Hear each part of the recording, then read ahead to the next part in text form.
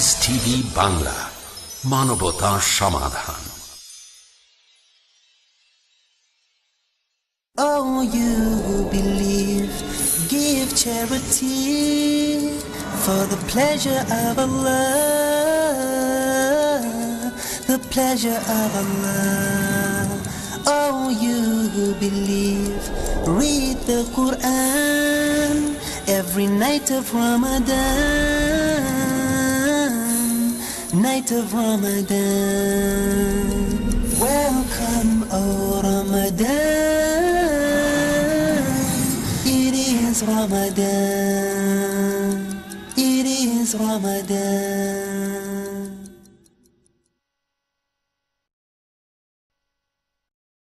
প্রিয় মুসলিম এবং অমুসলিম ভাই ও বোনেরা, আসসালামু আলাইকুম ওয়া রাহমাতুল্লাহি ওয়া বারাকাতুহু। আমাদের স্রষ্টা আল্লাহ তাআলার দয়া, শান্তি ও রহমত সবার উপরে বর্ষিত হোক। আমাদের অনুষ্ঠানে স্বাগতম। রমজান এ ডেট উইথ ডক্টর জাকির। আমি আপনাদের হোস্ট ইউসুফ চেম্বার্স। আর আজকে আমাদের টপিক রমজান, আত্ম উন্নয়ন এবং ইসলাহ দেয়ার মাস, পর্ব 4। ডক্টর জাকির, আসসালামু আলাইকুম। ওয়ালাইকুম আসসালাম ওয়া রাহমাতুল্লাহি ওয়া বারাকাতুহু। তো ডক্টর জাকির, আজকের অনুষ্ঠানে আমি আপনাকে প্রথমেই যে প্রশ্নটা করতে চাই সেটা হলো বাম হাতের চাইতে ডান হাতের উপর বেশি গুরুত্ব। আমি জানি যে এটা একটা সুন্নত, ইনশাল্লাহ আপনি এটা ব্যাখ্যা করবেন। আপনি কি এটা বলবেন যে ডান হাতকে কেন এত বেশি গুরুত্ব দেওয়া হয় বিভিন্ন রকম কাজে, যেমন খাওয়া দাওয়া, শুভেচ্ছা আর অন্যান্য কাজে, অন্যদিকে বাম হাতকে মোটেই গুরুত্ব দেওয়া হয় না? আলহামদুলিল্লাহ, ওয়াসসালাতু ওয়াসসালাম আলা রাসূলিল্লাহ ওয়া আলা আলিহি ওয়া সাহবিহি আজমাইন, আম্মা বাদ। আউযু বিল্লাহি মিনাশ শাইতানির রাজীম। বিসমিল্লাহির রহমানির রহিম। রব্বি ইশরাহ লি সাদরি ওয়া ইয়াসসির লি আমরি ওয়াহলুল উকদাতাম মিন লিসানি ইয়াফকাহু কাওলি। আমাদের ডান হাতকে বেশি গুরুত্ব দেওয়া হয়েছে ইসলাম ধর্মে। যে জিনিসগুলো সম্মানজনক, যে কাজ করা মুস্তাহাব, যেসব কাজে আশীর্বাদ পাবো, যে কাজগুলো ভালো, সেগুলো ডান হাতে করা উচিত। আর অন্যান্য কাজ যেমন পরিষ্কার করা ইত্যাদি, এগুলো বাম হাত দিয়ে করতে হবে। আর নবী মুহাম্মদ সাল্লাল্লাহু আলাইহি ওয়াসাল্লামের সুন্নাহ অনুযায়ী খাওয়া দাওয়া করবো ডান হাতে, পান করবো ডান হাতে, হ্যান্ডশেকও করবো ডান হাত দিয়ে। আর যখন কোনো পোশাক পরবো তখন আমরা ডান দিক থেকে আগে ঢোকাবো। শার্ট পরলে প্রথমে ডান হাত ঢোকাবো, যদি প্যান্ট পরি তাহলে আমরা ডান পা আগে ঢোকাবো। জুতা পরার সময় ডান পায়ে আগে পরবো। আর একইভাবে আমরা যখন অজু করব ডান দিক থেকে আগে আসবে, প্রথমে ডান হাত, তারপর বাম হাত, প্রথমে ডান পা, তারপর বাম পা। যখন মসজিদে প্রবেশ করব তখন ডান পা আগে। যখন আপনার নামাজ শেষের দিকে সালাম ফেরানোর সময় ডান দিক আগে, কালো পাথর ছুঁতে গেলে ডান হাত আগে, চুল আঁচড়ানোর সময় ডান পাশ আগে, মোচ কাটার সময় প্রথমে ডান দিক, হাতে নখ কাটবো ডান হাত আগে, শরীরে অনাকাঙ্ক্ষিত চুল ফেলে দেবেন ডান দিক থেকে আগে, মাথা শেভ করার সময় এখানেও আগে ডান পাশ, টয়লেট থেকে বের হবার সময় প্রথমে ডান পা বের করতে হবে। যদি আপনি চোখে সুরমা দেন তাহলেও ডান চোখ আগে। আর হয়তো আপনি মিসওয়াক করছেন, দাঁতন দিয়ে দাঁত মাজা, এখানেও ডান দিক থেকে প্রথমে। তাহলে এগুলো আমাদের নবীর সুন্নত, নবীর কাছ থেকে শিখেছি। আর আগেও বলেছে যদি কিছু পরিষ্কার করেন অথবা যেটা সম্মানজনক না, সেগুলো করবেন বাম হাত দিয়ে। যেমন ধরেন যখন পোশাক খুলছেন তখন বাম দিক আগে, শার্ট খোলার সময় বাম হাত আগে, প্যান্ট খোলার সময় বাম পা আগে। আবার যখন জুতা খুলবেন এখানেও বাম পা প্রথমে, মসজিদ থেকে বের হওয়ার সময় প্রথমে বাম পা, তারপর টয়লেটে ঢোকার সময় প্রথমে বাম পা। যদি নিজেকে পরিষ্কার করেন, হয়তো টয়লেটে গিয়ে নিজের শরীর পরিষ্কার করছেন, এখানেও বাম হাত আগে। যদি নাক ঝাড়েন তা বাম হাত। তাহলে এই হচ্ছে পার্থক্য। আর অনেক সহিহ হাদিসে এই ব্যাপারটা বলা হয়েছে। এই হাদিসটার উল্লেখ আছে সহিহ বুখারীতে, খণ্ড নম্বর 7, বুক অব ফুডস, হাদিস নাম্বার 5376। প্রিয় নবী মুহাম্মদ সাল্লাল্লাহু আলাইহি সাল্লাম বলেছেন, একটা ছোট ছেলেকে বলছেন যে খাওয়ার আগে বিসমিল্লাহ বলো, খাওয়া দাওয়া করার আগে আল্লাহর নাম নাও, ডান হাত দিয়ে খাও, সামনে যা আছে সেগুলো খাও। আরেকটা হাদিস সহিহ মুসলিমে, খণ্ড নম্বর 3, বুক অব ড্রিঙ্কস, হাদিস নাম্বার 5010, নবী বলেছেন, লা তাকুলু বিশিমালি ফাইন্না শাইতানা ইয়াকুলু বিশিমালি। যার মানে তোমরা বাম হাত দিয়ে খেও না, পান করো না, কারণ শয়তান বাম হাত দিয়ে খায় আর পান করে। আর এই কারণে আপনারা দেখবেন যে বেশিরভাগ মুসলিম যারা ধার্মিক সুন্নাহ মেনে চলে তারা কখনোই বাম হাত দিয়ে খায় না বা পান করে না। তবে সাধারণত আমরা যখন খাওয়া দাওয়া করি, হয়তো লাঞ্চ বা ডিনার আমরা খাই ডান হাত দিয়ে, তখন পানি খেতে চাইলে বেশিরভাগ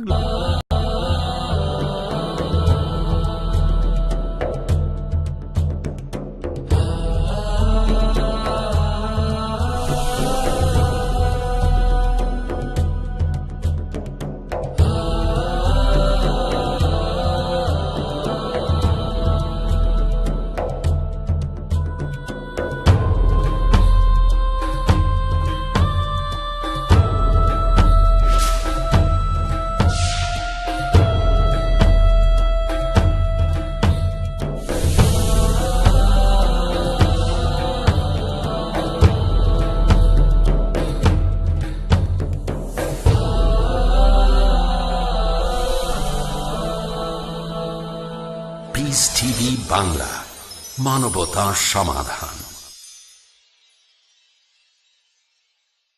Oh, you who believe, give charity for the pleasure of Allah, the pleasure of Allah.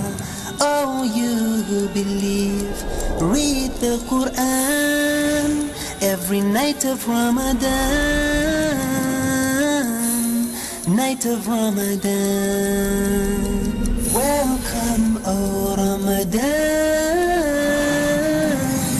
It is Ramadan. It is Ramadan.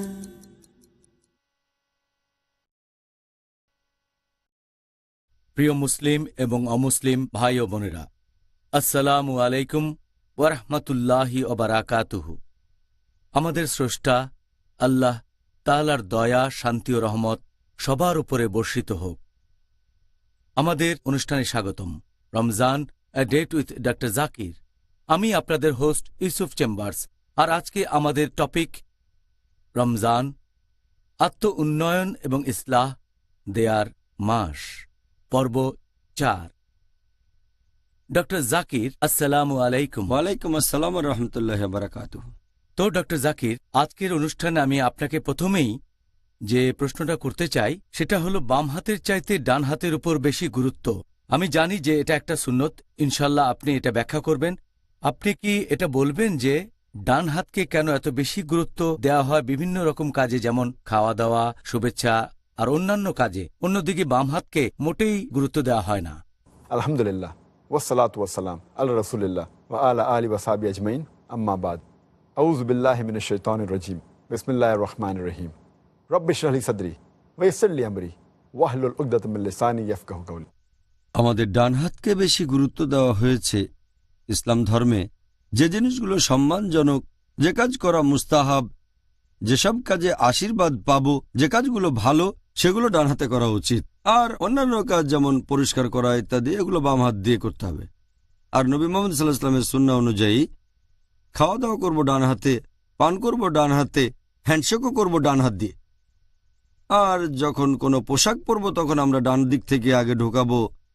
Shirt পরলে প্রথমে ডান হাত ঢোকাবো, যদি প্যান্ট পরি তাহলে আমরা ডান পা আগে ঢোকাবো। জুতা পরার সময় ডান পায়ে আগে পরব। আর একইভাবে আমরা যখন অজু করব ডান দিক থেকে আগে আসবে, প্রথমে ডান হাত, তারপর বাম হাত, প্রথমে ডান পা, তারপর বাম পা। যখন মসজিদে প্রবেশ করব তখন ডান পা আগে। যখন আপনার নামাজ শেষের দিকে সালাম ফেরানোর সময় ডান দিক আগে, কালো পাথর ছুঁতে গেলে ডান হাত আগে, চুল আঁচড়ানোর সময় ডান পাশ আগে, মোচ কাটার সময় প্রথমে ডান দিক, হাতে নখ কাটবো ডান হাত আগে, শরীরে অনাকাঙ্ক্ষিত চুল ফেলে দেবেন ডান দিক থেকে আগে, মাথা শেভ করার সময় এখানেও আগে ডান পাশ, টয়লেট থেকে বের হবার সময় প্রথমে ডান পা বের করতে হবে। যদি আপনি চোখে সুরমা দেন তাহলেও ডান চোখ আগে।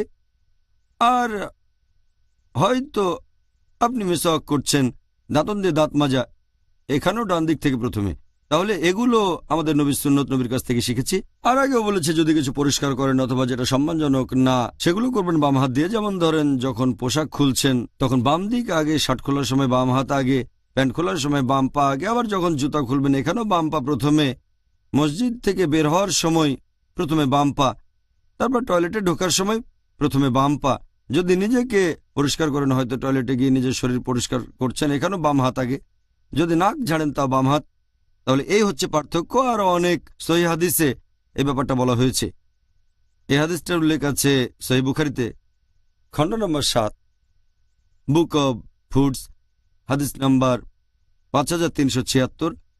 প্রিয় নবী মুহাম্মদ সাল্লাল্লাহু আলাইহি সাল্লাম বলেছেন, একটা ছোট ছেলেকে বলছেন যে খাওয়ার আগে বিসমিল্লাহ বলো, খাওয়া দাওয়া করার আগে আল্লাহর নাম নাও, ডান হাত দিয়ে খাও, সামনে যা আছে সেগুলো খাও। আরেকটা হাদিস সহিহ মুসলিমে, খণ্ড নম্বর 3, বুক অব ড্রিঙ্কস, হাদিস নাম্বার 5010, নবী বলেছেন, লা তাকুলু বিশিমালি ফাইন্না শাইতানা ইয়াকুলু বিশিমালি। যার মানে তোমরা বাম হাত দিয়ে খেও না, পান করো না, কারণ শয়তান বাম হাত দিয়ে খায় আর পান করে। আর এই কারণে আপনারা দেখবেন যে বেশিরভাগ মুসলিম যারা ধার্মিক সুন্নাহ মেনে চলে তারা কখনোই বাম হাত দিয়ে খায় না বা পান করে না। তবে সাধারণত আমরা যখন খাওয়া দাওয়া করি, হয়তো লাঞ্চ বা ডিনার আমরা খাই ডান হাত দিয়ে, তখন পানি খেতে চাইলে বেশিরভাগ লোক, কারণ তখন ডান হাতটা এটো থাকে আর গ্লাস ধরে বাম হাত দিয়ে। কিন্তু নবীর হাদিসটা মানতে হবে, এই কারণে ডান হাত নিচে রাখে। আপনিও হয়তো দেখবেন যে সরাসরি বাম হাতে না খেয়ে গ্লাসটা ধরে বাম হাতে আর নিচে ডান হাত রাখে, যাতে বোঝায় ডান হাত দিয়ে পানি খাচ্ছে আর গ্লাস নোংরা হচ্ছে না। তবে শেখ নাসিরুদ্দিন আলবানী এটাতে আপত্তি জানিয়েছেন। তিনি বলেছেন, যদি কোনো হাদিসে বলা থাকতো যে ডান হাতে পান করো বা ডান হাতে খাও, তাহলে এই কাজটা সঠিক হতো। মুহাম্মদ সাল্লাল্লাহু আলাইহি ওয়াসাল্লামের হাদিস যেটা বলছে বাম হাতে খেও না বা পান করো না, কারণ শয়তান বাম হাতে খায় আর পান করে, তাই এখানে আপত্তি জানিয়েছেন। তিনি বলেছেন, যদিও ডান হাতে তখন এটো, তারপরও আপনি সেই গ্লাসটা ধরবেন ডান হাত দিয়ে, কারণ আপনার আত্মা নোংরা হওয়ার চেয়ে গ্লাস নোংরা হওয়াটা অনেক বেশি ভালো। তিনি এটাতে একমত না, বাম হাতে ধরে নিচে ডান হাতটা দেবেন। বলছেন সরাসরি ডান হাতে ধরবেন, গ্লাস নোংরা হয়ে গেলে সমস্যা নেই, নিজের আত্মাকে নোংরা করার চেয়ে গ্লাস নোংরা হওয়া ভালো। তাহলে এখানে শেখ নাসিরুদ্দিন আলবানী একমত হতে পারেননি, আল্লাহ তার উপর দয়া করুন। এছাড়াও আরও একটা হাদিস আছে, আবু দাউদ, বুক অব ফুডস, হাদিস নাম্বার 4129। প্রিয় নবী মুহাম্মদ সাল্লাল্লাহু আলাইহি সাল্লাম বলেছেন যে ডান দিক আগে ব্যবহার করবে যখন তোমরা ওযু করবে আর যখন তোমরা জামা কাপড় পরবে। নবী বলেছেন ডান দিক আগে ব্যবহার করবে যখন জামা কাপড় পরবে আর যখন তোমরা ওযু করবে, তারপর তোমরা বাম দিক ব্যবহার করতে পারবে।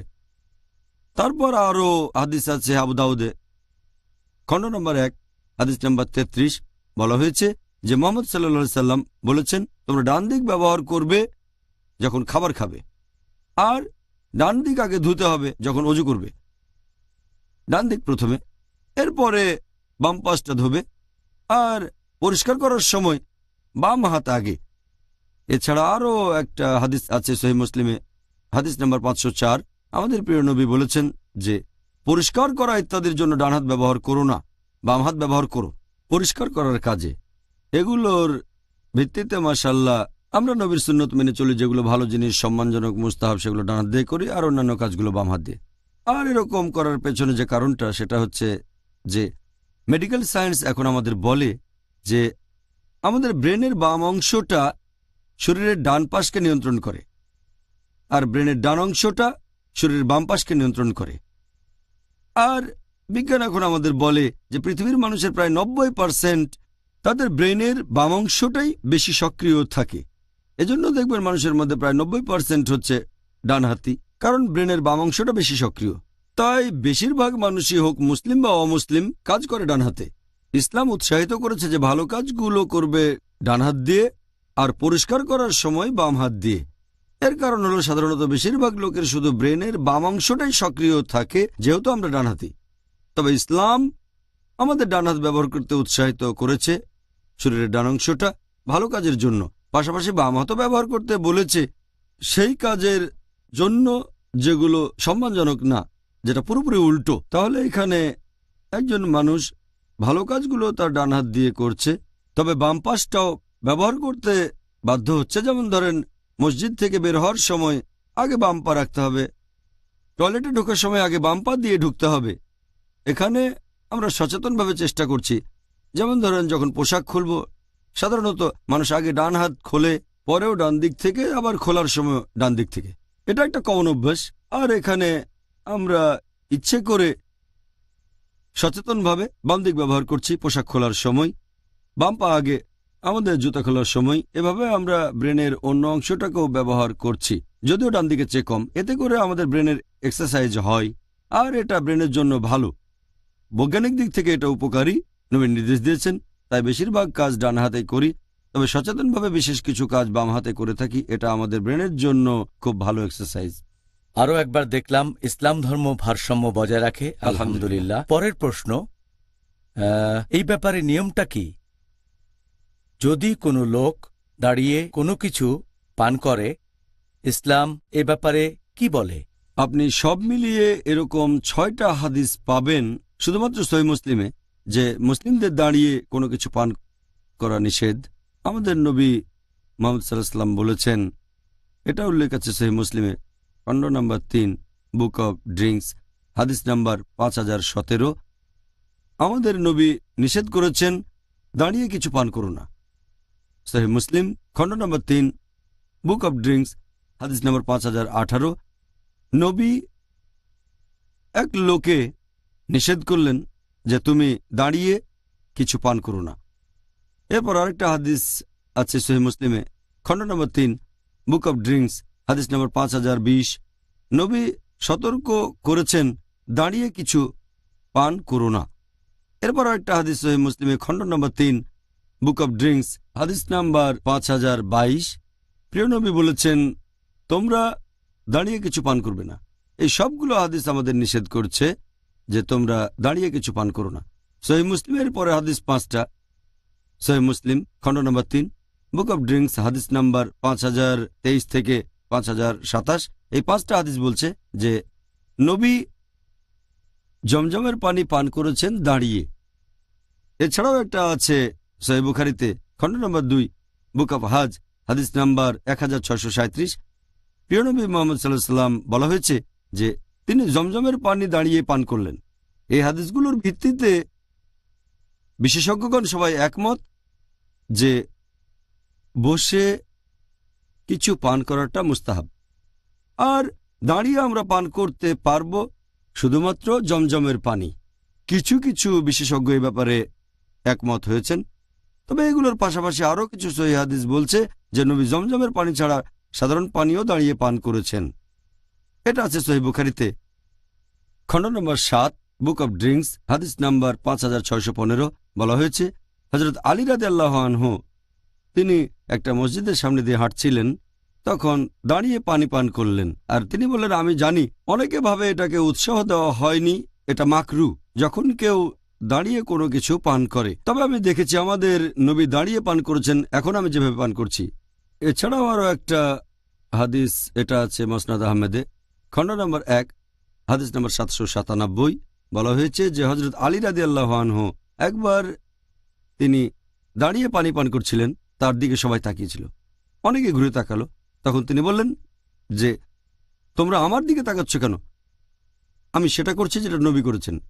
আমি দাঁড়িয়ে পান করছি কারণ নবীকে দাঁড়িয়ে পান করতে দেখেছি। আমি বসেও পান করি কারণ আমি নবীকে বসে পান করতে দেখেছি। আর একটা হাদিস আছে তিরমিজিতে, হাদিস নাম্বার 1881, ইবনে ওমর রাদিয়াল্লাহু আনহু তিনি বলেছেন যে যখন তিনি আমাদের নবীর সঙ্গে থাকতেন তখন অনেক সময় হাঁটতে হাঁটতে খেতেন আর দাঁড়িয়ে পান করতেন। এই হাদিসগুলোর ভিত্তিতে আমরা জানতে পারি, আর বেশিরভাগ বিশেষজ্ঞ মানেন যে বসে কিছু পান করাটা হচ্ছে মুস্তাহাব। এই কাজটাকে সুপারিশ করা হয়েছে কারণ এটা আমাদের নবীর নির্দেশ। একথা আগেও বলেছি, যখন আমাদের নবীর নির্দেশ আর কাজ বিপরীত হবে তখন নির্দেশের গুরুত্বই বেশি। নির্দেশ হচ্ছে আসল রুলিং, কাজ হতে পারে পরিস্থিতির কারণে হয়তো তিনি করেছিলেন, তবে মুস্তাহাব হচ্ছে বসে কিছু পান করা। তবে যেহেতু নবী মাঝে মধ্যে দাঁড়িয়ে কিছু পান করেছেন, তাই দাঁড়িয়ে পান করার অনুমতি আছে, তবে সেটা হবে মাকরু। তার মানে এটা না করলে ভালো, তবে করলে কোনো শাস্তি নেই। দাঁড়িয়ে পান করতে পারবেন কারণ নবীও দাঁড়িয়ে পান করেছেন। হয়তো পরিস্থিতির কারণে নবী দাঁড়িয়ে পান করেছেন, সেজন্য দাঁড়িয়ে কিছু পান করাটা হারাম না। কিছু মানুষের ভুল ধারণা আছে যে দাঁড়িয়ে কিছু পান করা হারাম, আসলে হারাম না, এটা মাকরু, তবে বসে পান করাটাই ভালো। তাহলে ইনশাআল্লাহ ভাই ও বোনেরা আবার দেখা হবে। এখন একটা ছোট্ট বিরতি। It is Ramadan. اقرأ باسم ربك الذي خلق আপনি পড়ুন আপনার প্রতিপালকের নামে, যিনি সৃষ্টি করেছেন। ইকরা মানে পড়ো, সারা দুনিয়ার মানুষকে কোরআন মাজিদ আল্লাহ তাআলা পড়তে বললেন। বিশ্ব সৃষ্টিতে সবচেয়ে মিরাকল আল কোরআনকে নাজিল করা। এটি প্রজ্ঞাপন্য কেতাব। কোরআন আরবি ভাষায় নাজিল হয়েছে যাতে সমাজের লোকদেরকে বুঝাতে সক্ষম হয়। এটি মহা কল্যাণময় ও নিরাময়। বহু দিক থেকে হেদায়েত দিয়ে থাকে। আছে কেউ তোমাদের মধ্যে যে চিন্তা করে ও গবেষণা করে? দেখুন আমাদের অনুষ্ঠান এসো কোরআনের ছায়ায়, আজ রাত 8:30টায়, পুনঃ সম্প্রচার দুপুর 12:30টায় বাংলাদেশে, পিস টিভি বাংলায়। নবীজি মুহাম্মদ সাল্লাল্লাহু আলাইহি ওয়াসাল্লামের মণিমুক্তা। আবু হুরায়রা রাদিয়াল্লাহু আনহু বলেন, রাসূল সাল্লাল্লাহু আলাইহি ওয়াসাল্লাম বলেছেন, রমজানের পর সর্বোত্তম সিয়াম হলো আল্লাহর মাস মুহররমের সিয়াম, আর ফরজ সালাতের পর সর্বোত্তম সালাত হলো তাহাজ্জুদের সালাত। সহিহ মুসলিম 2য় খণ্ড সিয়াম অধ্যায়, হাদিস সংখ্যা 2611।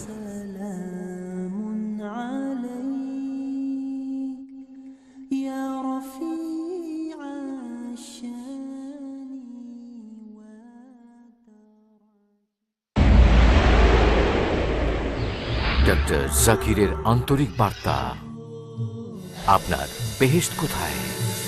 সহিহ বুখারীতে উল্লেখ আছে 8 নম্বর খণ্ড কিতাবুল আদাব অধ্যায় নম্বর 2 হাদিস নম্বর 2। একজন লোক নবীজির কাছে আসলো এবং তাকে জিজ্ঞেস করলো, হে রাসূলুল্লাহ সাল্লাল্লাহু আলাইহি সাল্লাম, আমার সম্মানের এবং ভালোবাসার বেশি হকদার কি? নবীজি বললেন, তোমার মা। লোকটি বলল, তারপর কে? নবীজি বললেন, তোমার মা। লোকটি আবার জিজ্ঞেস করলো, তারপর কে? নবীজি বললেন, তোমার মা। লোকটি চতুর্থবার জিজ্ঞেস করলো, তারপর কে? নবীজি বললেন, তোমার বাবা। তার মানে 4 ভাগের 3 ভাগ অর্থাৎ 75% যায় মায়ের দিকে এবং 4 ভাগের 1 ভাগ অর্থাৎ 25% যায় বাবার দিকে। সংক্ষেপে মা পাচ্ছেন গোল্ড মেডেল, সিলভার মেডেল এবং ব্রোঞ্জ মেডেলটাও মা পাচ্ছেন। বাবাকে সান্ত্বনা পুরস্কারটা নিয়ে সন্তুষ্ট থাকতে হচ্ছে। এটা সুনানে নাসাইতে উল্লেখ করা আছে কিতাবুল জিহাদ অধ্যায় নম্বর 6 হাদিস নম্বর 3106। নবীজি সাল্লাল্লাহু আলাইহি সাল্লাম বলেছেন, জান্নাত তোমার মায়ের পায়ের নিচে। পিস টিভি বাংলা, মানবতার সমাধান। It is Ramadan. প্রিয় মুসলিম এবং অমুসলিম ভাই ও বোনেরা, আসসালামু আলাইকুম। স্বাগতম আমাদের অনুষ্ঠানে রমজান আর ডেট উইথ ডক্টর জাকির। আমি আপনাদের হোস্ট ইউসুফ চেম্বার্স। আজকের পর্বে আমাদের আলোচনার টপিক রমজান, আত্ম উন্নয়ন এবং ইসলাহ দেয়ার মাস, পর্ব 4। আসসালামু আলাইকুম। ওয়ালাইকুম আসসালাম রহমতুল্লাহ বারাকাতুহু। আপনার কাছে এবারের প্রশ্নটা, এটা আগের উত্তরের প্রসঙ্গ থেকে আপনি কি এবারে কিছু পান করার আদব কায়দাগুলো সম্পর্কে বলবেন? আমাদের নবীর সুন্নাহ আর পান করার আদব কায়দার কথা যদি বলেন, 1 নম্বর হচ্ছে পান করার আগে বিসমিল্লাহ বলবেন। আমরা পান করব ডান হাত দিয়ে, তারপর আমরা বসে পান করব। 4 নম্বর, আমরা কমপক্ষে 3 ঢোক দিয়ে কিছু পান করব, এমন না যে একবারেই শেষ। 5 নম্বর, পান করার শেষে আল্লাহর প্রশংসা করে বলবেন আলহামদুলিল্লাহ। 6 নম্বর হচ্ছে আপনি হয়তো পরিবেশন করছেন, অনেক লোকজন আছে, সবাইকে আপনি সার্ভ করছেন কিছু, আপনি সবার শেষে পান করবেন। 7 নম্বর, আপনি পরিবেশন করবেন ডান দিক থেকে। 8 নম্বর, জাগ বা বোতল থেকে সরাসরি পান করব না, জাগ থেকে ঢালবো কোনো কাপে অথবা গ্লাসে, তারপর পান করব। এই অভ্যাসগুলো স্বাস্থ্যসম্মত। যদি জাগ থেকে সরাসরি খান এটা হয়ে যাবে, তাই জাগ থেকে গ্লাসে ঢেলে নিলে সবকিছুই তাহলে পরিষ্কার থাকবে। আর 9 নম্বর আদব হচ্ছে স্বর্ণ বা রৌপ্যের পাত্রে কিছু পান করবেন না। এই হচ্ছে কোনো কিছু পান করার আদব কায়দা আর সুন্নাহ। জাযাকাল্লাহ খায়ের, সুন্দর বলেছেন। এখন ডক্টর জাকির, এবারে আমি আপনাকে আমাদের ইন্টারভিউ পর্বের শেষ প্রশ্নটা করব। একেবারে সহজ সরল আর সরাসরি একটা প্রশ্ন। আমরা অনেক মুসলিমকে দেখি, তারা বলছে বিসমিল্লাহির রহমানির রহিম খাওয়ার ঠিক আগে। এটা কি সুন্নত? আমি এ ব্যাপারে যতটুকু জানি, কখনো শুনিনি এমন সহিহ হাদিসের কথা। এখন পর্যন্ত এরকম কোনো সহিহ হাদিস, খাঁটি হাদিস দেখিনি যেখানে আমাদের নবী বলেছেন যে খাওয়ার আগে তোমরা বলবে বিসমিল্লাহির রহমানির রহিম, অথবা নবী খাওয়ার আগে বিসমিল্লাহির রহমানির রহিম বলেছেন। সত্যি বলতে আমার জানা মতো সব হাদিস বলছে নবী বলেছেন বিসমিল্লাহ। এরকম একটা হাদিস, এটা আছে সহিহ বুখারীতে, খণ্ড নম্বর 7, বুক অব ফুডস, হাদিস নাম্বার 5376। নবী বলছেন একটা ছোট ছেলেকে যে খাওয়ার আগে আল্লাহর নাম নেবে, বলবে বিসমিল্লাহ, খাবে ডান হাত দিয়ে আর যেটা তোমার সামনে আছে। একটা হাদিসের বর্ণনা দিয়েছেন হযরত আয়েশা রাদিয়াল্লাহু আনহা, এটা আছে সুনান আবু দাউদে, খণ্ড নম্বর 3, বুক অব ফুডস, হাদিস নাম্বার 3758।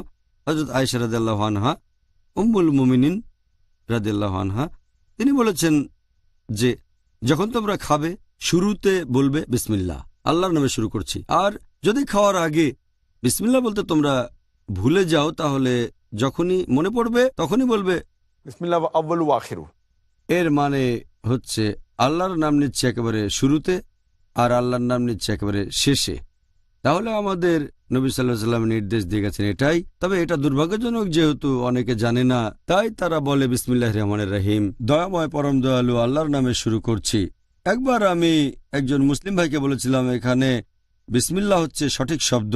সে বলল বিসমিল্লাহির রহমানির রহিম তো আরো বেশি, দয়াময় পরম দয়ালু আল্লাহ তাআলার নামে শুরু করছি, এটা কি বিসমিল্লাহর চেয়ে ভালো না? আমি বললাম নবী যখন বলেননি তখন কি নবীর কথাটাকে উন্নত করবেন? তারপর তাকে বললাম আপনার এই যুক্তিতেই ধরেন আমি কোনো পশু কোরবানি করছি, যখন পশু জবাই করছি তখন বলছি বিসমিল্লাহ, বিসমিল্লাহ আল্লাহু আকবার, বলবেন না বিসমিল্লাহির রহমানির রহিম দয়াময় পরম দয়ালু আল্লাহর নামে শুরু করছি? চিন্তা করুন, যখন পশু জবাই দিচ্ছেন তখন বলছেন আল্লাহ তুমি দয়াময় পরম দয়ালু। দুর্ভাগ্যজনকভাবে অনেক মুসলিমই এটা জানে না, তাই কোরআন হাদিসের কথা না শুনেই নিজেরাই যুক্তি দেখানোর চেষ্টা করে, যেটা মোটেও ঠিক না। আমরা আল্লাহ এবং রাসূলের কথা মেনে চলব। জাযাকাল্লাহ খায়ের। আপনার অকাট্য যুক্তি কোনোভাবেই খণ্ডন করতে পারছি না। পরের প্রশ্ন, পুরুষ এবং মহিলাদের পোশাকের ব্যাপারে ইসলাম ধর্মের নিয়মগুলো কি কি? উত্তরটা বেশ লম্বা হবে। ইসলামিক পোশাক পরিচ্ছদের ব্যাপারে যদি বলতে হয়, এ ব্যাপারে বিভিন্ন নির্দেশনা দেওয়া আছে পবিত্র কোরআন এবং কিছু হাদিসে। আল্লাহ পবিত্র কোরআনে প্রথমে বলেছেন পুরুষের হিজাবের কথা, তারপর মহিলাদের হিজাবের কথা বলেছেন।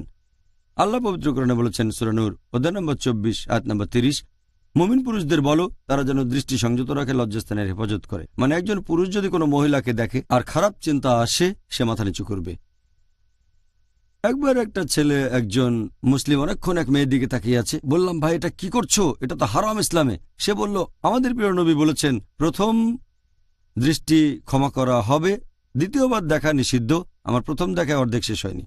তার মানে এই না যে 10 মিনিট ধরে অপলক দেখে তারপর বলবেন প্রথম দেখাটা আমার শেষ হয়নি। এরপরে আসবে পোশাক পরিচ্ছদ, এরপরে আয়াতে মহিলাদের হিজাবের কথা বলা হয়েছে।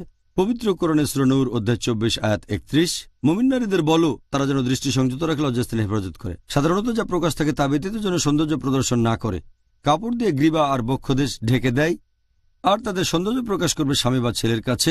এখানে মাহরামের একটা তালিকা দেওয়া হয়েছে, মহিলার নিকটাত্মীয় যাদের বিয়ে করতে পারবে না। সত্যি বলতে পুরুষ ও মহিলাদের হিজাব পালনের মোট 6টা ক্যাটাগরি আছে। প্রথমটা সীমা, পুরুষদের জন্য নাভি থেকে হাঁটু পর্যন্ত, মহিলাদের ক্ষেত্রে পুরো শরীর ঢাকা থাকবে, যে অংশটুকু দেখানো যেতে পারে মুখমণ্ডল আর কবজি পর্যন্ত হাত। আবার অনেক বিশেষজ্ঞ বলেন এগুলো ঢেকে রাখতে হবে। বাকি 5টা ক্যাটাগরি পুরুষ মহিলাদের জন্য সমান। দ্বিতীয়টা, যে পোশাকটা পরবে সেটা এমন আড়সাটো হবে না যাতে শরীরের গড়ন বোঝা যায়। 3 নম্বর, যে পোশাক পরবেন সেটা খুব স্বচ্ছ হবে না যাতে ভেতর দেখা যায়। 4 নম্বর, পোশাকটা এত বেশি জমকালো হবে না যাতে বিপরীত লিঙ্গের মানুষ আকৃষ্ট হয়। 5 নম্বর, আপনার পোশাকে অবিশ্বাসীদের কোনো চিহ্ন বা প্রতীক থাকবে না। আর একটা হাদিস আছে সহিহ মুসলিমে, খণ্ড নম্বর 3, বুক অব ড্রেস, হাদিস নাম্বার 5173। একবার এক লোক জাফরান রঙের একটা পোশাক পরেছে। নবী বললেন যে এই রংটা বদলাও, এটা অবিশ্বাসীদের ধর্মীয় পোশাকের মতো দেখাচ্ছে। জাফরান অন্য ধর্মের অনুসারীরা ব্যবহার করে, তাই এমন কোনো পোশাক পরবে না যেটা অবিশ্বাসীদের কোনো চিহ্ন থাকে। আর বিশেষ করে যেগুলো অবিশ্বাসীদের ধর্মীয় প্রতীক, যেমন ক্রস খ্রিস্টানদের প্রতীক, সিঁদুর দেওয়া টিকি রাখা বা ওম হিন্দুইজমের প্রতীক, তাহলে এমন কিছু পরবেন না যেটা অবিশ্বাসীদের ধর্মীয় প্রতীক। আর 6 নম্বর হচ্ছে এমন কিছু পরবেন না যেটা বিপরীত লিঙ্গের পোশাক। একটা হাদিস আছে সহিহ বুখারীতে, খণ্ড নম্বর 7, বুক অব ড্রেস, হাদিস নম্বর 5885। আমাদের নবী বলেছেন পুরুষরা মহিলাদের মতো ব্যবহার করবে না, আর মহিলাদের কোনো পোশাকও পরবে না। মহিলারা পুরুষের মতো ব্যবহার করবে না, পুরুষের মতো আচরণ করবে না, পুরুষের কোনো পোশাকও পরবে না। তাহলে এই হলো হিজাব পালনের 6টা শর্ত। তবে এখানে বলছে শুধু পোশাকের কথা।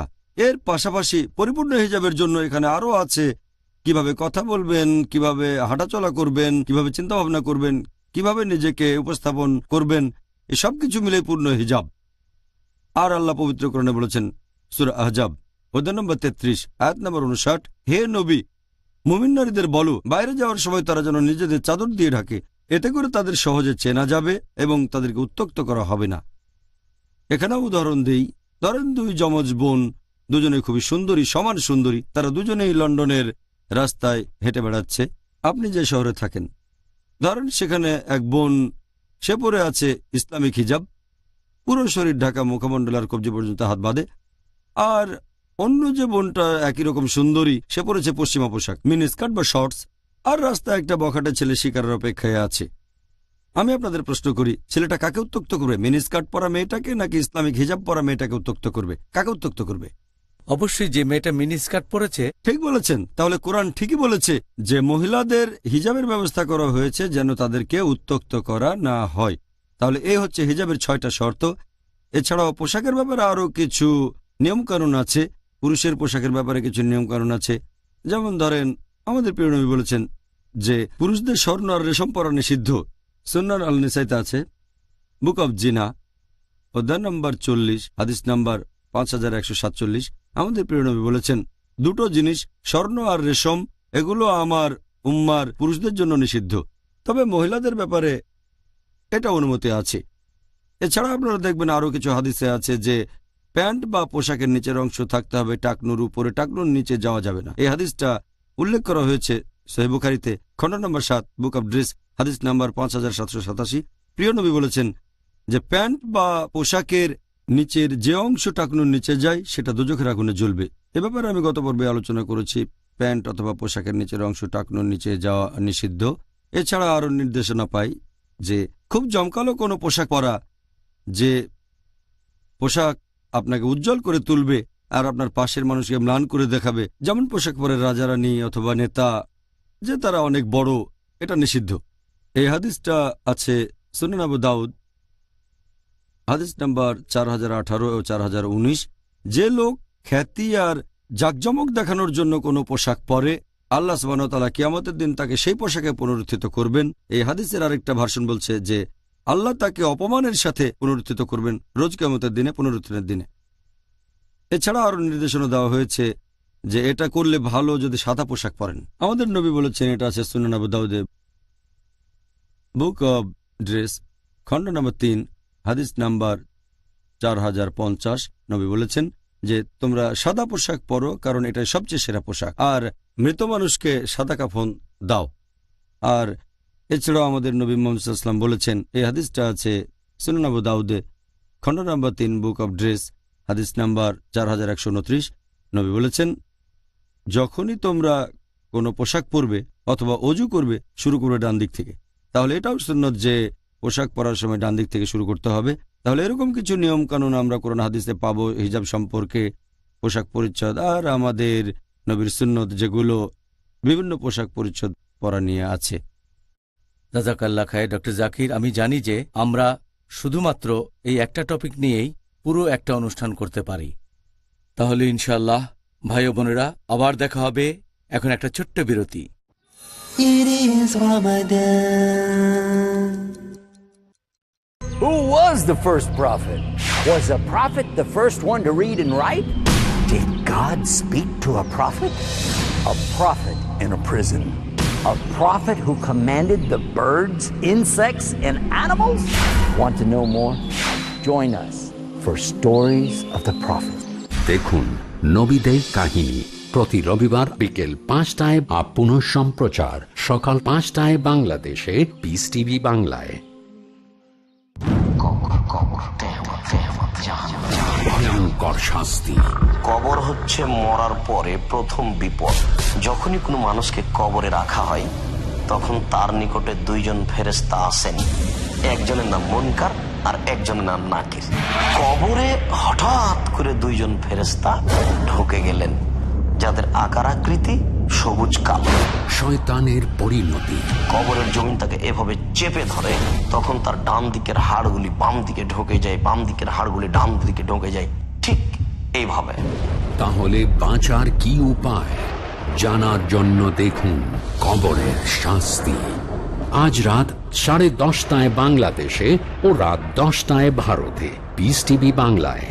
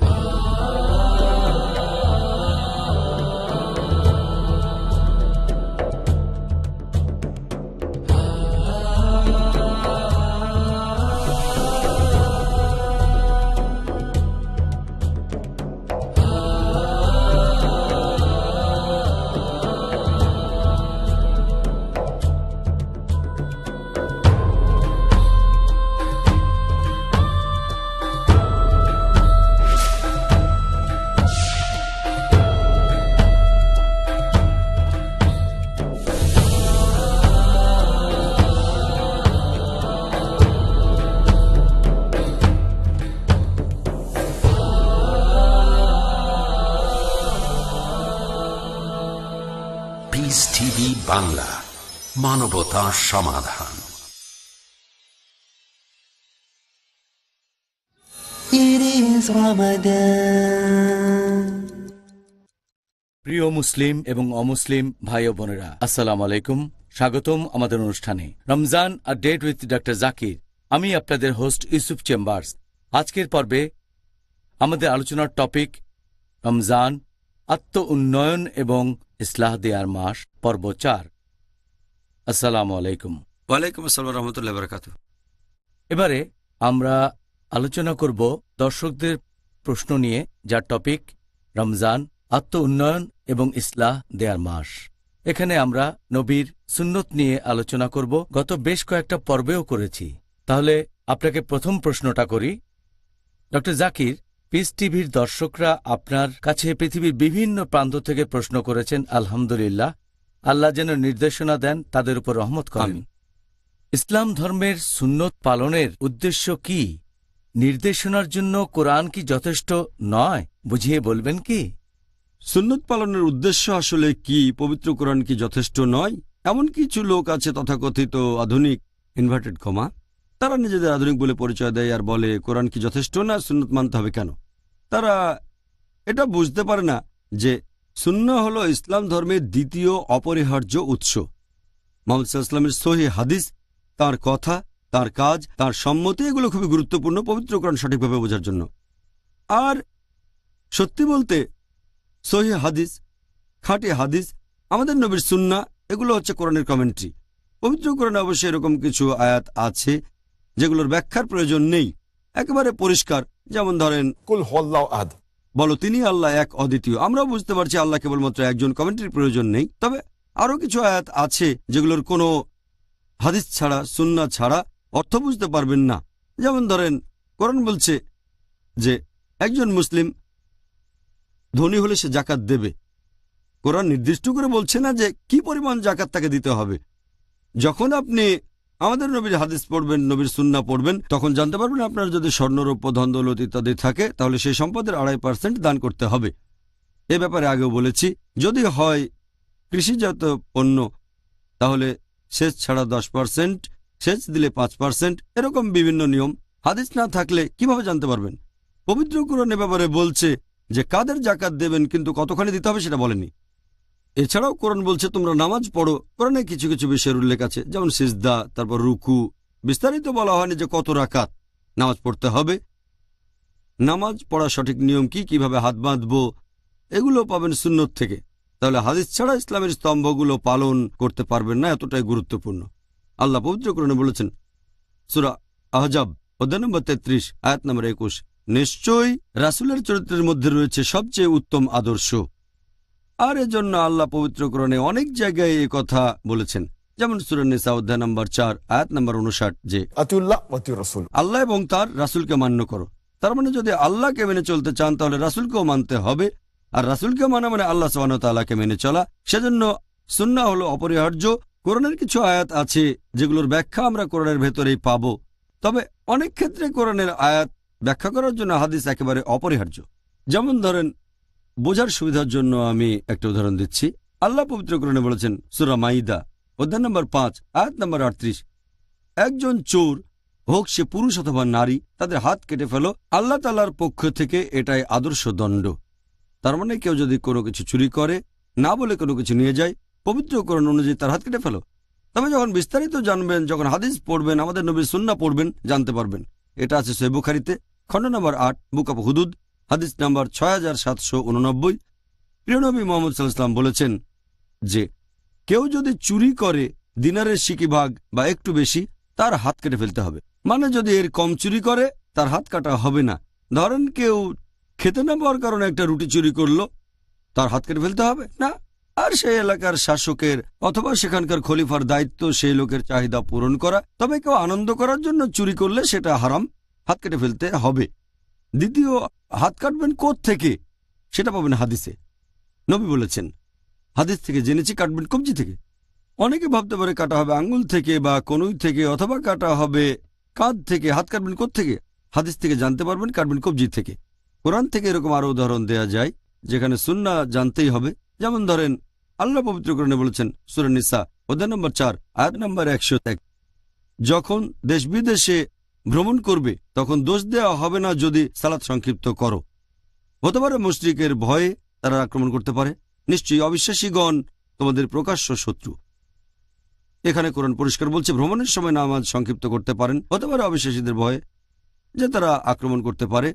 আরও একটা হাদিস, এটা আছে সহিহ মুসলিমে খণ্ড নাম্বার 1 হাদিস নাম্বার 1461। সেখানে একজন সাহাবী হযরত ওমর রাদিয়াল্লাহু আনহুকে জিজ্ঞেস করলেন, পবিত্র কোরআনের আয়াত বলছে যে ভ্রমণের সময় তোমরা নামাজ সংক্ষিপ্ত করতে পারো যদি শত্রুকে ভয় পাও, কিন্তু এখন তো কোনো শত্রু নেই, এখনো কেন সংক্ষেপ করব?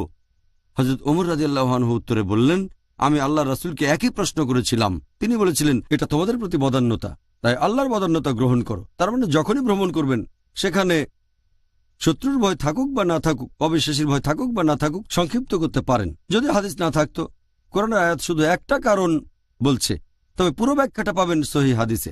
হাদিস থেকে জানবেন যখনই ভ্রমণ করবেন, তারপর দূরত্ব কত সেটাও হাদিস থেকে জানবেন। দূরত্ব আনুমানিক 80 কিলোমিটারের বেশি, যে কতখানি দূরে গেলে একজন লোককে ভ্রমণকারী ধরা হতে পারে, এখানেও আপনি বিস্তারিত পাবেন হাদিসে। তাহলে হাদিস থেকে জানবেন যে যখনই ভ্রমণ করবেন 80 কিলোমিটারের বেশি, তাহলে আপনি ভ্রমণকারী হবেন, নামাজ সংক্ষিপ্ত করতে পারবেন। আর সংক্ষিপ্ত করা উচিত, কারণ এটা আল্লাহর তরফ থেকে একটা উপহার, আল্লাহ সুবহানাহু ওয়া তাআলার বদান্যতা। এভাবে অনেক উদাহরণ দেয়া যায়। আমি আরেকটার কথা বলছি। আল্লাহ পবিত্র কোরআনে বলেছেন সূরা আনাম অধ্যায় 6 আয়াত 145, আমি শুধু সেই সব খাবার নিষেধ করেছি যেগুলোর কথা কোরআনে উল্লেখ আছে।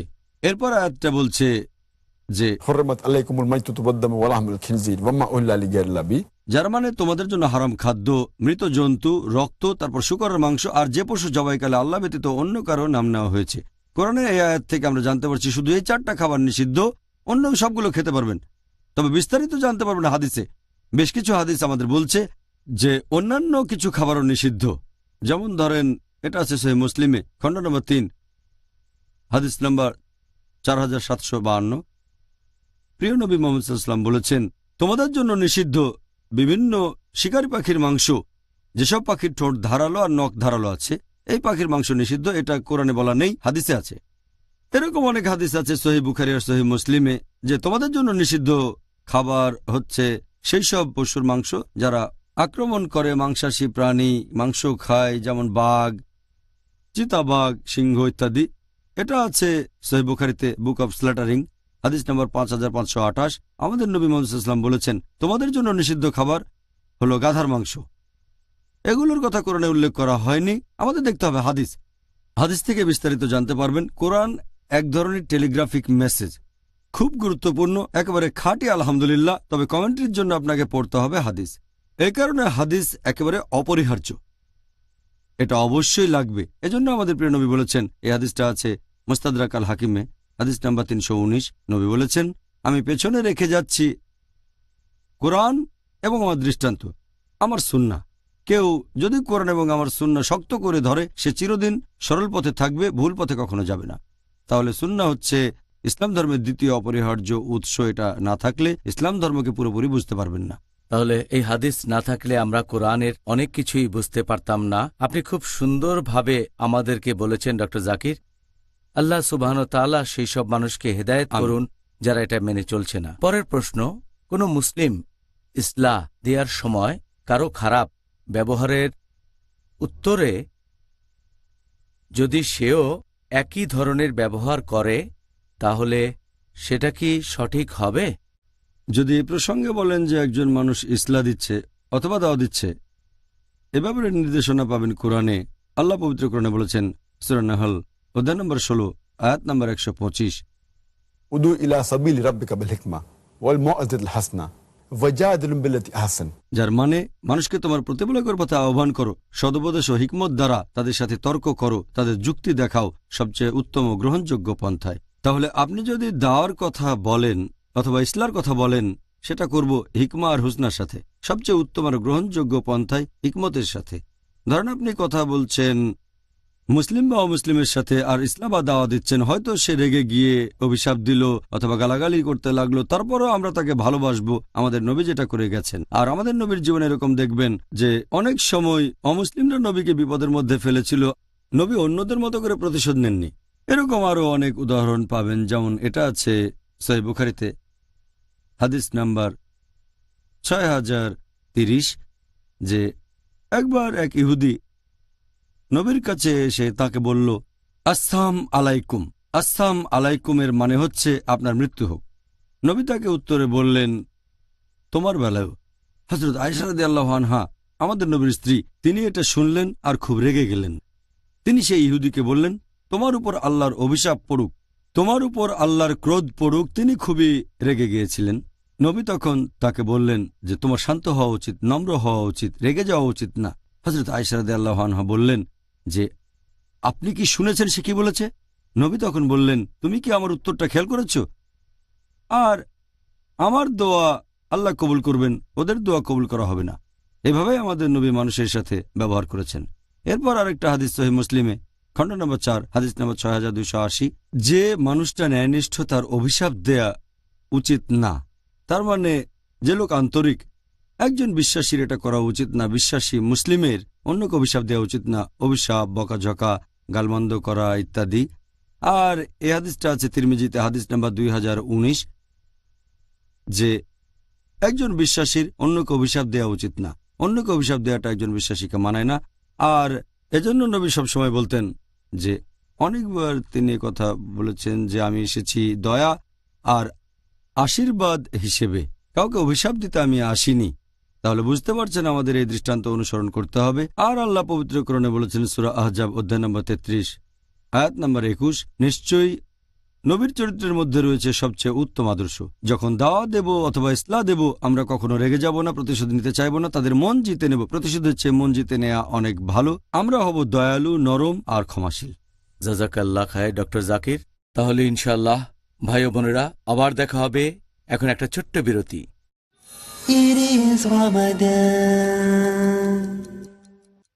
মুমিনের চাল চলন, ইসলামী তরিকা, আমলের পরীক্ষা।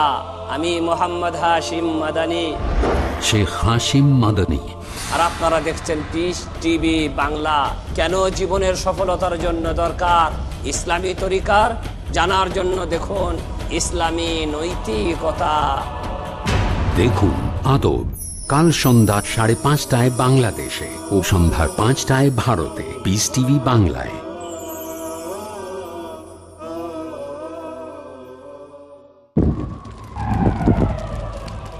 Dialogue. Discussion. Debate.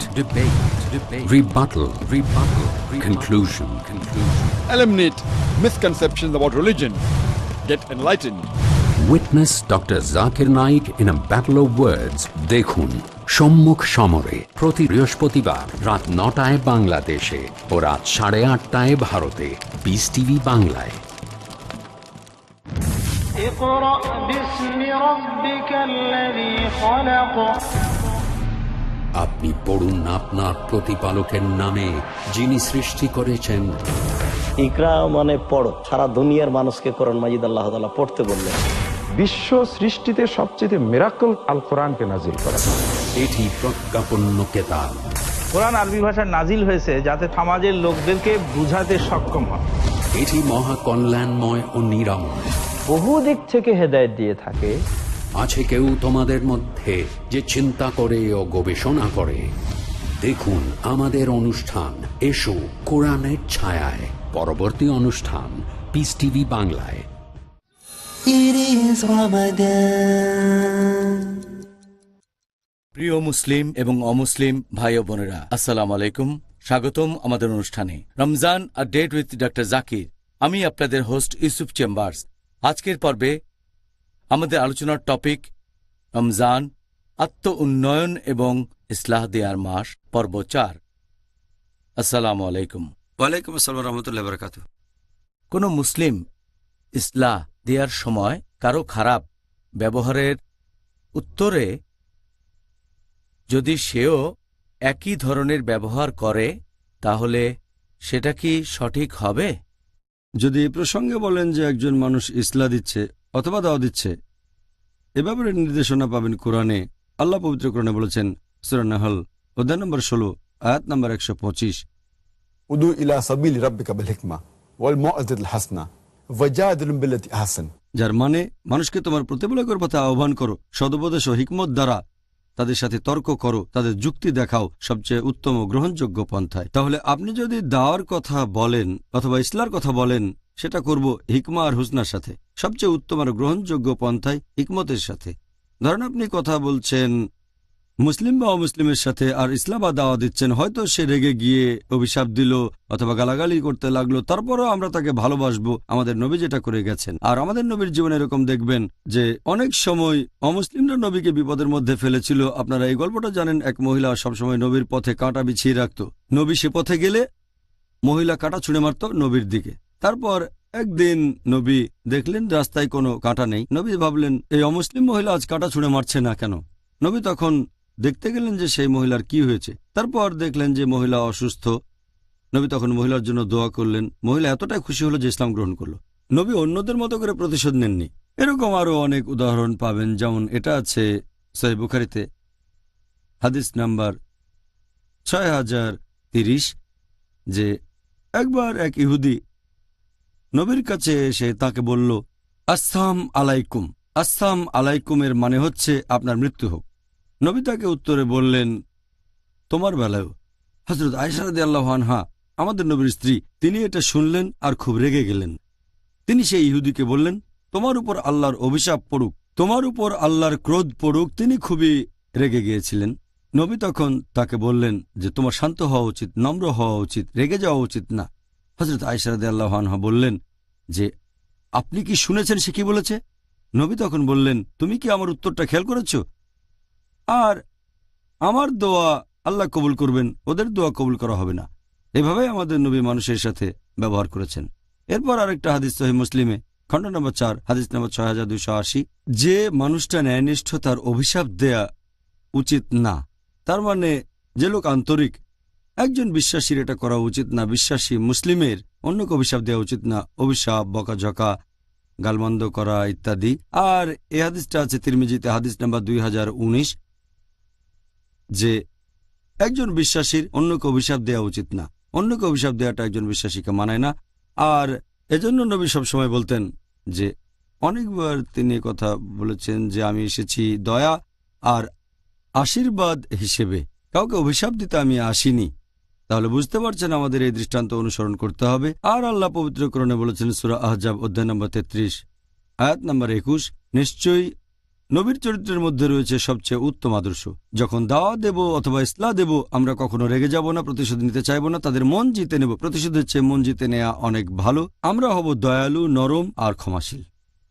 জাযাকাল্লাহ খায় ডক্টর জাকির। আপনার কাছে এবারে পরের প্রশ্ন, কেউ আত্মহত্যা করলে ইসলামে নিয়মটা কি ধরনের? আর এছাড়াও যে আত্মহত্যা করেছে তার শাস্তি কমানোর ব্যাপারে তার বাবা মা কি ব্যবস্থা নিতে পারবেন? আত্মহত্যা করার ব্যাপারটা নিয়ে যদি বলতে হয়, এ ব্যাপারে আগেও বলেছি যে এটা হচ্ছে অন্যতম একটা গুরুতর পাপ। এই মত দিয়েছেন ইমাম আজ-জাহাবি তার বই আল কাবায়েরে। তিনি আত্মহত্যাকে রেখেছেন 29 নম্বরে 70টা বড় পাপের মধ্যে। আর আল্লাহ পবিত্র কোরআনে বলেছেন সূরা বাকারা অধ্যায় নম্বর 2 আয়াত নম্বর 195, তোমরা তোমাদের নিজের হাতে নিজেদেরকে ধ্বংস করো না। খুব পরিষ্কারভাবে বলছে যে আত্মহত্যা করা ইসলামে নিষিদ্ধ। এছাড়া অনেক সহিহ হাদিসে সম্পর্কে বলা হয়েছে। এটা আছে সহিহ বুখারীতে খণ্ড নম্বর 7 হাদিস নম্বর 5778, যেখানে আমাদের নবী মুহাম্মদ সাল্লাল্লাহু আলাইহি ওয়াসাল্লাম বলেছেন যে কেউ যদি পাহাড়ের উপর থেকে লাফ দেয় আর নিচে পড়ে মারা যায়, সে চিরকাল দোজখের আগুনে এভাবে পতিত হতে থাকবে। আর কেউ যদি বিষপান করে মারা যায়, সে দোজখের ভেতরে একটা বিষের বোতল নিয়ে বারবার পান করবে আর বারবার মারা যেতে থাকবে। কেউ যদি নিজেকে ছুরি মারে, তাহলে সে দোজখের ভেতরেও নিজেকে ছুরি মারবে চিরকাল। আর আবারও আল্লাহ রাসূল একই কথা বলেছেন, আছে সহিহ বুখারীতে খণ্ড নম্বর 8 হাদিস নম্বর 6047। আমাদের প্রিয় নবী মুহাম্মদ সাল্লাল্লাহু আলাইহি ওয়াসাল্লাম বলেছেন যে যদি কোনো লোক আত্মহত্যা করে, সে নিজেকে মেরে ফেলে, দোজখের আগুনে সে একই কাজ করবে বারবার। দোজখে সে একই কাজ করতে থাকবে। সে যেভাবে আত্মহত্যা করেছে সেই কাজটাই দোজখে বারবার করতে থাকবে। আমাদের প্রিয় নবী মুহাম্মদ সাল্লাল্লাহু আলাইহি ওয়াসাল্লাম বলেছেন, এটা আছে সহিহ বুখারীতে খণ্ড নম্বর 4 হাদিস নম্বর 3463, যে এক লোকের হাতে একটু ক্ষত ছিল। এটার কারণে সে খুব যন্ত্রণা পাচ্ছিল আর অধৈর্য হয়ে গেল। তখন একটা ছুরি নিয়ে হাতটা কেটে ফেলল, তারপর রক্তক্ষরণে সে মারা গেল।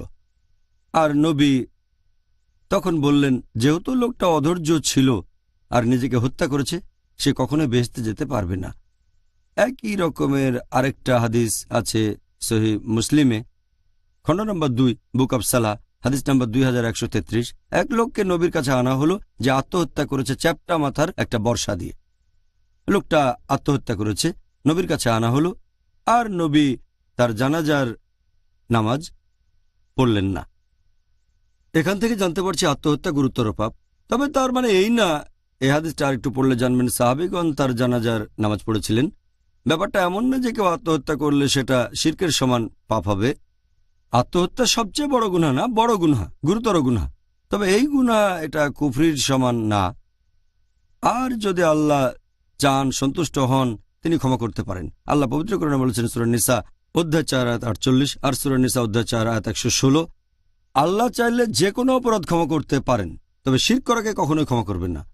তাই এই ধরনের ক্ষেত্রে যদি কেউ আত্মহত্যা করে সেটা গুরুতর পাপ। তবে সব মুসলিমকে বোঝানো উচিত, তারপরে কেউ আত্মহত্যা করলে অন্যান্য মুসলিমরা তার জন্য দোয়া করবে, মাগফিরাতের জন্য দোয়া, ক্ষমা প্রার্থনা করবে। আর আপনি প্রশ্ন করলেন তার বাবা মা কি করবে যাদের সন্তান আত্মহত্যা করেছে। বাবা মা তখন আল্লাহ তাআলার কাছে দোয়া করবে সন্তানকে মাফ করে দিতে যদি সে আত্মহত্যা করে থাকে। আর ইনশাআল্লাহ আল্লাহ তো রহমানুর রাহিম, আল্লাহ যদি চান ক্ষমা করতে পারেন। জাযাকাল্লাহ খায়ের, সুন্দর বলেছেন। আল্লাহ সুবহানাহু ওয়া তাআলা যেন তাদের ক্ষমা করেন যারা এভাবে ভুল করে নিজেদের ক্ষতি করেছে। এবারে আজকে দর্শকদের কাছ থেকে পাওয়া শেষ প্রশ্ন, যে কিছু মানুষ মনে করে এটা নাকি আবশ্যিক না যে আমরা সৎ কাজের নির্দেশ দেব আর অসৎ কাজের নিষেধ করব। তারা সূরা মাইদার একটা আয়াতের কথা বলে, অধ্যায় 5 আয়াত 105, হে মুমিনগণ, তোমাদের দায়িত্ব তোমাদের, তোমরা যদি সৎপথে পরিচালিত হও তাহলে পথভ্রষ্টরা তোমাদের কোনো ক্ষতি করতে পারবে না। এটাই তাদের যুক্তি। এটা কি সহি বা সঠিক ব্যাখ্যা নাকি ভুল? পবিত্র কোরআনের এই আয়াতটার অর্থ সম্পর্কে যদি কিছু বলতে হয়, এই আয়াতটা বলছে, হে মুমিনগণ, তোমাদের কোনো ক্ষতি হবে না যদি সঠিক নির্দেশনা অনুসরণ করো। তাহলে এই আয়াতটাতে যে বলা হয়েছে সঠিক নির্দেশনা মেনে চলো, আপনারা যদি আয়াতটার কমেন্ট্রি পড়েন, সঠিক নির্দেশনা মানে কি? সঠিক নির্দেশনা মানে সৎ কাজে নির্দেশ দেওয়া, অসৎ কাজে নিষেধ করা। আল্লাহ পবিত্র কোরআনে বলেছেন সূরা আলে ইমরান অধ্যায় নম্বর 3 আয়াত নম্বর 110, কুনতুম খায়রা উম্মাতিন উখরিজাত লিন-নাস, হে মুসলিম,